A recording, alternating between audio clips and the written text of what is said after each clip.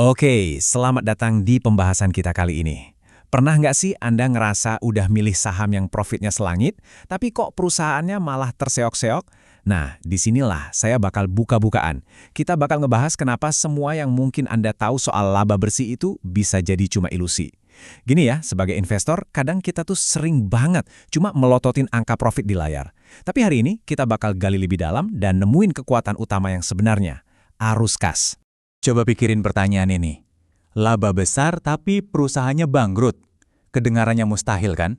Tapi realitas pahitnya, kejadian kayak gini tuh beneran ada dan sering banget terjadi. Laba memukau yang sering Anda baca di berita atau di laporan keuangan itu nggak selalu berarti perusahaannya punya uang tunai sungguhan di bank buat bayar tagihan-tagihan mereka loh. Makanya ada satu kutipan legendaris dari Warren Buffett yang ngena banget. Cash is king. Uang tunai adalah raja. Ini ngingetin kita semua kalau uang tunai nyata, bukan sekedar laba akuntansi yang gampang banget dimanipulasi atau diutak-atik, adalah nyawa yang bikin sebuah bisnis itu tetap napas. Kenapa? Ya karena laba di atas kertas itu nggak bisa dipakai buat bayar gaji karyawan atau lunasin utang. Cuma uang kas yang bisa lakuin itu. Nah, ini dia agenda kita hari ini. Kita bakal bahas jebakan laba semu, lanjut ke bedanya profit sama kas nyata, terus kita bedah anatomi arus kas, habis itu kita belajar mengukur arus kas bebas, ngintip rahasia perusahaan raksasa, dan terakhir, panduan analisis pemula. Yuk, langsung aja. Bagian pertama kita, jebakan laba semu. Gimana sih laba di atas kertas bisa nyembunyiin kelemahan yang fatal? Bayangin aja kayak gini, arus kas itu ibarat aliran darah di dalam sebuah bisnis. Taruhlah ada sebuah toko yang nyatet penjualan sampai 1 miliar rupiah. Keren banget kan kelihatannya? Tapi tunggu dulu, kalau 80% dari angka 1 miliar itu ternyata cuma utang pelanggan alias piutang yang belum dibayar, bisnis itu pelan-pelan bakal tercekik. Mereka kehabisan darah yang nyata buat bayar tagihan mendesak harian mereka. Jadi tokonya mungkin kelihatan tajir melintir di atas kertas, padahal aslinya bokeh uang tunai. Lanjut ke bagian 2, profit versus kas nyata. Akuntansi akrual berhadapan dengan uang sungguhan. Gini deh simpelnya biar gampang dipahami. Di sisi kiri, kita punya yang namanya profit akuntansi. Sistem ini ngakuin pendapatan pas transaksi terjadi, walaupun uangnya belum beneran masuk kantong.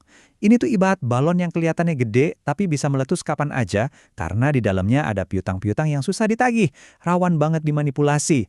Nah, di sisi kanan, arus kas nyata itu sifatnya dingin dan apa adanya. Dia cuma peduli sama uang beneran yang udah masuk ke rekening bank hari ini juga. Paham perbedaan mendasar ini tuh bener-bener jadi senjata utama kita buat ngecek kualitas laba yang sebenarnya. Masuk ke bagian 3, anatomi arus kas. Kita bakal bahas 3 pilar utama likuiditas perusahaan. Laporan arus kas ini sebenarnya ditopang sama 3 pilar.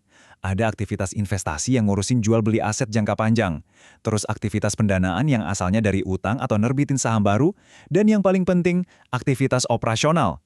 Nah, Anda harus selalu ngasih perhatian ekstra ke aktivitas operasional ini. Kenapa coba? Soalnya, kalau sebuah bisnis nggak bisa ngehasilin uang tunai positif dari operasi inti hariannya, itu ibarat rumah yang lagi diam-diam kebakaran. Meskipun kelihatannya aman karena terus disuntik utang dari aktivitas pendanaan, cepat atau lambat perusahaannya bakal runtuh juga. Sekarang bagian keempat, mengukur arus kas bebas. Kita cari tahu metrik investasi yang paling utama. Oke, ini dia cawan suci metrik keuangan yang selalu dipakai para analis profesional. Arus kas bebas atau free cash flow. Sederhananya, ini tuh uang sisa yang benar-benar nganggur setelah perusahaan bayar semua biaya operasional dan pengeluaran modal buat ngerawat mesin atau aset mereka. Arus kas bebas ini bukti mutlak kalau model bisnis mereka itu sehat dan berkelanjutan, tanpa harus terus-terusan ngemis pinjaman dari bank. Uang inilah yang nantinya bisa dipakai buat bagi dividen ke Anda sebagai pemegang saham atau buat ngembangin bisnis jadi lebih besar. Kabar baiknya, ngitung ini gampang banget kok. Pertama, Anda tinggal cek angka arus kas dari aktivitas operasional di laporan keuangan. Terus, cari pengeluaran modal atau yang sering disebut CAPEX di bagian aktivitas investasi. Terakhir, tinggal kurangi deh arus kas operasional dengan CAPEX tadi. Voila! Anda baru aja dapat angka krusial buat ngitung valuasi harga saham yang wajar atau yang biasa kita kenal dengan metode discounted cash flow. Nggak seribet yang dibayangin kan? Lanjut ke bagian kelima, rahasia perusahaan raksasa. Kita lihat bukti nyata dari pemain-pemain raksasa di pasar. Biar nggak cuma ngomongin teori, yuk kita lihat contoh nyatanya. Ini data historis dari ExxonMobil di kuartal pertama tahun 2018. Dari angka ini, kita bisa lihat jelas gimana rumus tadi bekerja di dunia nyata. Mereka punya 8,5 miliar dolar dari operasional, lalu dikurangi sekitar 3,3 miliar untuk investasi modal. Hasilnya, mereka sukses nyetak arus kas bebas yang sangat sehat dan masif, yaitu 5,17 miliar dolar. Dan ingat, ini uang sungguhan. Angka raksasa inilah yang ngasih mereka kebebasan finansial yang luar biasa di pasar. Kalau Anda pikir itu udah gede, coba lihat Apple. Di tahun 2023 aja, mereka ngasilin lebih dari 100 miliar dolar dalam bentuk arus kas bebas. Bayangin aja, 100 miliar dolar uang nganggur yang siap pakai. Angka gila ini yang bikin Apple bisa terus ngedanain inovasi tanpa henti, bayar dividen yang menggiurkan, dan beli balik saham mereka tanpa harus pusing mikirin utang yang numpuk. Inilah kekuatan mutlak dari bisnis yang benar-benar nyetak kas nyata. Terus, coba ingat-ingat lagi masa awal Tesla muncul. Bertahun-tahun mereka laporin laba akuntansi yang negatif. Di berita kelihatannya rugi terus. Tapi pertanyaannya kok mereka nggak bangkrut-bangkrut? Jawabannya simpel, karena mereka pinter banget jaga arus kas mereka tetap positif dari penjualan mobilnya, dan mereka ngelola investasi modal dengan super hati-hati. Jadi, kas nyatalah yang nyelamatin nyawa Tesla di saat profit di atas kertas masih babak belur. Terakhir, bagian ke-6, panduan analisis pemula, langkah-langkah konkret sebelum Anda beli saham. Oke, ini dia contekan wajib buat Anda sebelum mutusin beli saham apapun. Pertama, selalu, dan saya bilang selalu, cek arus kas operasionalnya dulu. Kalau ada perusahaan yang laba bersihnya meroket tajam tapi arus kas operasionalnya malah rendah atau minus, mending langsung tinggalin aja.